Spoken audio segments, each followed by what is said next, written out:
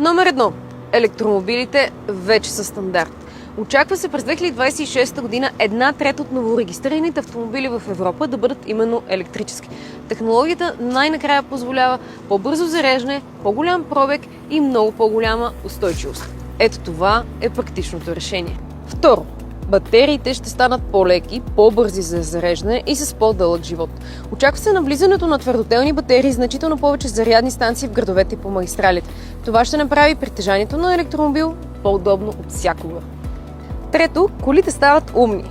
Буквално. Технологиите в автомобилите ще продължат да се развиват с невероятна скорост.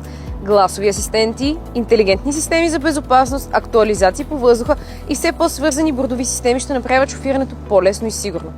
Hey Mercedes, Yes, what do you think about BMW? the same as you do. Otherwise we would not be sitting here. Колата вече не е просто средство за придвижване, а част от дигиталният си живот. Номер 4.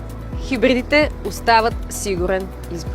Въпреки растежа на електромобилите, хибридите все още са подходящ избор за тези от вас, които не могат точно да се откажат от бензиновото или дизеловото усещане и са всъщност идеални за прехода към изцяло електрическо задвижване. Номер 5.